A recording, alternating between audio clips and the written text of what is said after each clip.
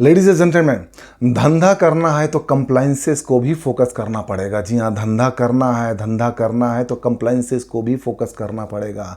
आपने यहाँ पे धंधा का सोचा, कंप्लाइंसेस आपके साथ यहाँ उठ करके आ रहा है। धंधा आप बड़ा कर रहे हो, कंप्लाइंसेस भी आपके साथ पीछे पीछे जाएगा। Compliances is very important.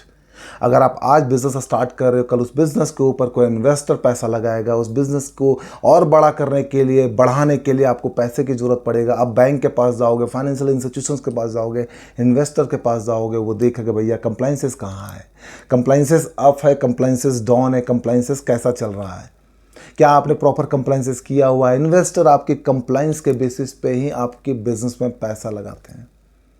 सिर्फ सेल्स कर देने से आपके इन्वेस्टर, आपका बैंकर आपको पैसा नहीं देगा, आपको तो डॉक्यूमेंट्स मांगा जाएगा। तो ये जो छोटे व्यापारी, मध्यम व्यापारी है ना, ये बहुत ही ध्यान से सुने, ये बहुत ही ध्यान से सुने।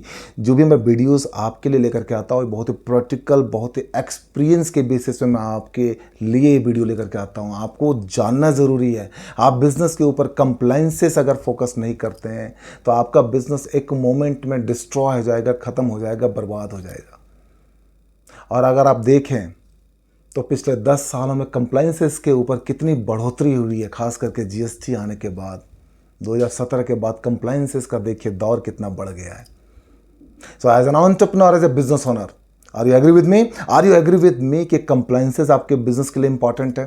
क्या आप अपने कस्टमर को इंगेज कर पाएंगे, कस्टमर का इम्पैनलमेंट बढ़ा पाएंगे अगर आपने जीएसटी का रिटर्न नहीं फाइल किया?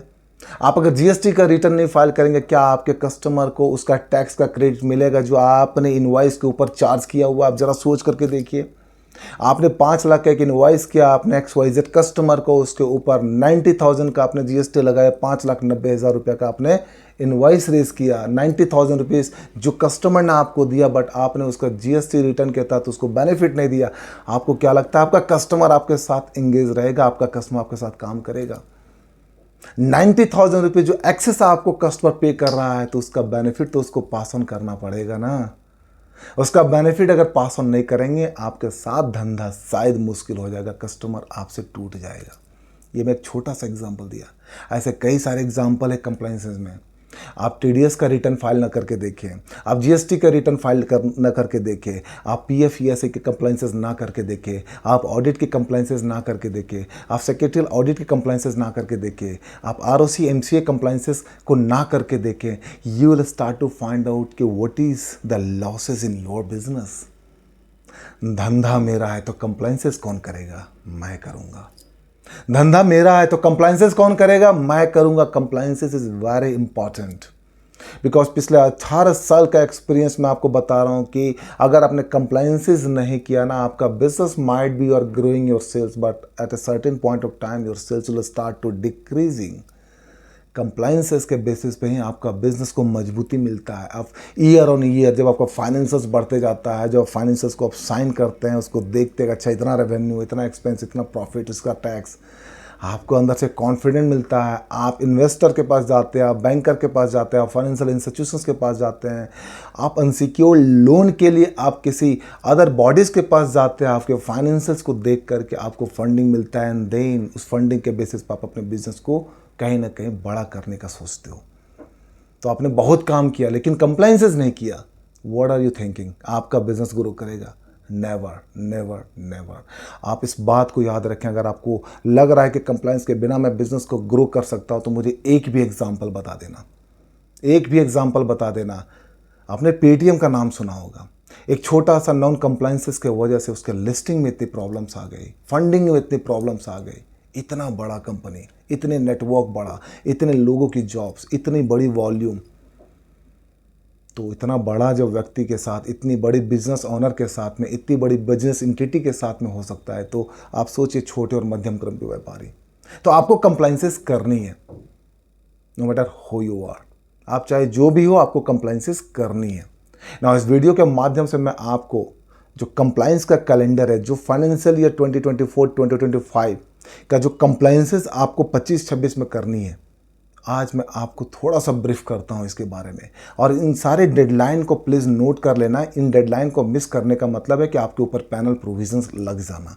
डेडलाइंस को मिस नहीं करना है मेरे दोस्त। अगर आप छोटे व्यापारी हो, मध्यम व्यापारी हैं, आपको ध्यान देने की ज़रूरत है। इस वीडियो के माध्यम से आप डेट नोट कर लेना कि कौन से कंप्लाइंसेस आपको कब करनी है। सबसे पहला, अगर आप देखिए forms of organisations, whether you are working और running your business under proprietorship firm, partnership firm, LLP, private limited, public limited और any other forms of organisations, जिस भी फॉर्म्स में आप रन कर रहे हो, आप इसमें ज़रूर देखें कि आपका डेडलाइन क्या है। अभी फाइनेंशियल ईयर 2024-25 का जो डेडलाइन, चूँकि मार्च तो आपका क्लोज हो चुका है, अब आपके डेडलाइंस में सबसे पहला आता था TDS का रिटर्न्स, जो आपका लास्ट क्वार्टर का था, वो आपको फाइल करना था। 31 मई का लास्ट डेट था। आई होप आपने फाइल कर दिया था। 15 जून तक आपको TDS सर्टिफिकेट इशू करना है। आप फॉर्म 16A 16 दोनों जो है 15 जून तक आप इशू कर देंगे। अगर आपने रिटर्न नहीं फाइल किया, आप अभी भी रिटर्न फाइल कर सकते हैं। रिटर्न फाइल करके फॉर्म 16A जो है आप अपने एम्प्लॉयज़ और अपने सप्लायर को फर्निश कर दीजिए, उनको इशू कर दीजिए। अगर आप इशू ना भी करते तो उनको उनके टैक्स का जो फॉर्म 26AS है, उनको टैक्स में लॉगिन करके उनको दिख जाएगा, but as a good gesture आप उनको फॉर्म 16A और 16 आप उनको दे दें।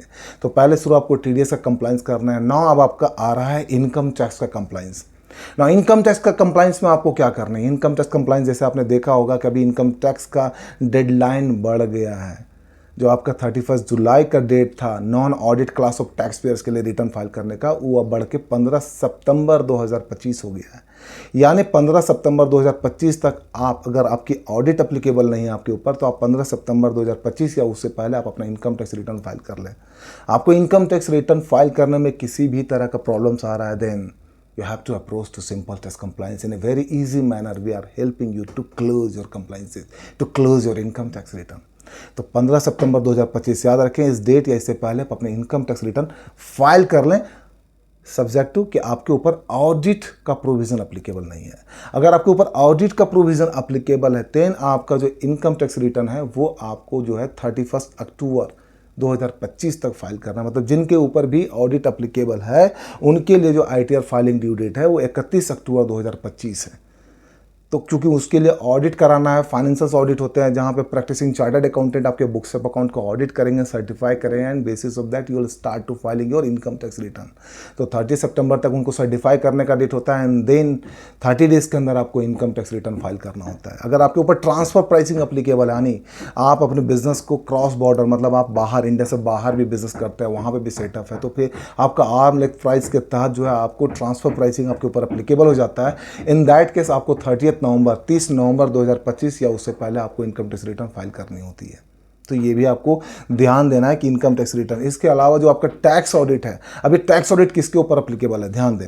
टैक्स ऑडिट चाहे वो प्रोप्राइटरशिप है, पार्टनरशिप फर्म है, LLP, private limited, public limited, किसी भी कंपनी, सबके ऊपर टैक्स ऑडिट अप्लीकेबल है। इसमें थ्रेशोल्ड लिमिट है। अगर आपका बिजनेस का टर्नओवर या ग्रॉस रिसिप्ट, जो आपका सेल्स होता है, अगर वो आपका अप टू 1 करोड़ है, तो आपको टैक्स ऑडिट कराने की जरूरत नहीं है। यह बिजनेस के ऊपर है। प्रोफेशनल्स के लिए ये लिमिट 50 लाख हो जाता है। अगर आपका टर्नओवर 1 करोड़ से ऊपर है तो आपको ये टैक्स ऑडिट करानी पड़ेगी। अभी टैक्स ऑडिट जब करानी है तो इस टैक्स ऑडिट में आपको क्या करना है कि आपको जो भी, अगेन यहाँ प्रैक्टिसिंग चार्टर्ड अकाउंटेंट है जो आपका टैक्स का पूरा ब्यौरा करेंगे, ठीक है। इसमें 10 करोड़ तक का भी लिमिट दिया गया है। 1 करोड़ से 10 करोड़ तक भी अगर आपका टर्नओवर है तो आपको टैक्स ऑडिट की एप्लीकेबिलिटी नहीं होगी, प्रोवाइडेड आपका जो कैश में रिसिप्ट और पेमेंट है वो 5% ऑफ टोटल ट्रांजेक्शन्स का नहीं होना चाहिए ऊपर। ये आपको ध्यान देना। मतलब जो आपका 10 करोड़ का टर्नओवर है ना, उसका 5% तक अगर आपका जो लेस देन इक्वल टू 5% तक अगर आपका कैश का ट्रांजेक्शन है तो फिर आपको 10 करोड़ तक आपको टैक्स ऑडिट कराने की जरूरत नहीं है।